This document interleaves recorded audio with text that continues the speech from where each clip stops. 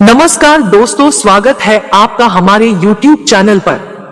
फिर से उपस्थित है एक नई कहानी के साथ। एक दिन गौतम बुद्ध अपने शिष्यों के साथ कुटिया में बैठे थे।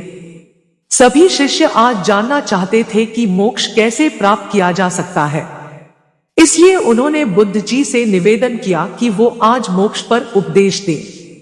शिष्यों की बात मानकर बुद्ध जी ने एक कहानी सुनाना शुरू किया।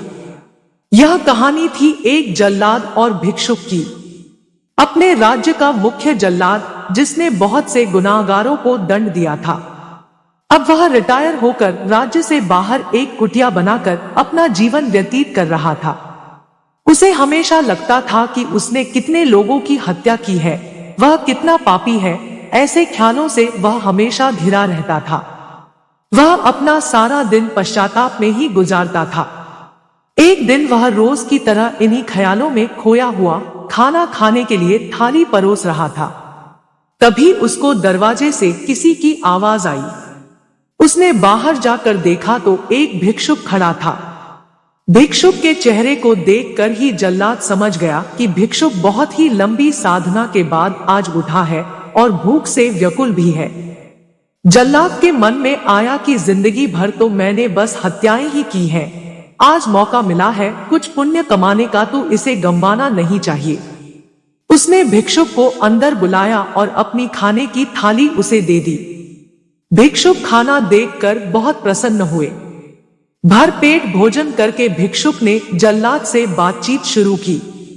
जल्लाद ने भिक्षुक को अपने जीवन की सारी कहानी सुनाई।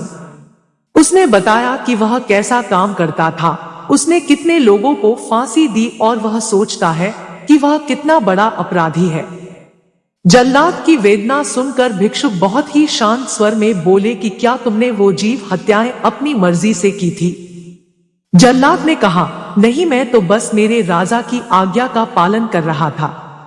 मेरा कोई भाव नहीं था उन्हें मृत्युदंड या सजा देने का। तब भिक्षुक ने कहा, तब तुम अपराधी कैसे हुए? तुम तो अपने राजा के आदेशों का पालन कर रहे थे। जल्लाद को एहसास हुआ कि वह किसी गलत काम के लिए जिम्मेदार नहीं था, उसका कोई दोष नहीं है, वह तो सिर्फ अपना दायित्व पूरा कर रहा था। इस प्रकार जल्लाद का मन शांत हुआ। फिर भिक्षुक ने जल्लाद को उपदेश दिया और उससे विदा ले ली। भिक्षुक को विदा करके जब जल्लाद वापस घर में आया, उसकी मृत्यु हो गई, जिसके बाद उसको मोक्ष प्राप्त हुआ। इतना कहकर बुद्ध जी ने कहानी को विराम दिया। सभी शिष्य बहुत ही आश्चर्य के साथ बुद्ध जी की ओर देख रहे थे। किसी को समझ नहीं आ रहा था कि जिसने इतनी हत्याएं की हो उसे मोक्ष कैसे प्राप्त हो सकता है। तब एक शिष्य ने यह दुविधा बुद्ध जी के सामने रखी। बुद्ध जी ने तब शिष्यों को समझाया कि भिक्षुक के उपदेश से जल्लाद को ज्ञान प्राप्त हो गया था। जल्लाद के जीवन में पहली बार किसी ने उसे ज्ञान का उपदेश दिया था, इसलिए मृत्यु के बाद उसे मोक्ष प्राप्त हुआ। अपनी बात को विराम देते हुए अंत में बुद्ध जी बोले, बिना ज्ञान के 1000 शब्दों का उपदेश भी बेकार है, किंतु जब शांत मन से उपदेश का एक शब्द भी सुन लिया जाए तो वह ज्ञान दे देता है, और ज्ञान से ही मोक्ष की प्राप्ति संभव है। इस कहानी ने हमें सिखाया कि अपने कर्तव्यों का पालन बिना किसी दुर्भाव के पूरी निष्ठा के साथ करना चाहिए। साथ ही अपना मन हमेशा शांत रखना चाहिए, क्योंकि शांत मन से उपदेश सुनने पर ही वास्तविक ज्ञान प्राप्त हो सकता है, जो मोक्ष की ओर ले जाता है। यह कहानी आपको कैसी लगी कमेंट करके जरूर बताइए, और हमारे चैनल को सब्सक्राइब भी कीजिए।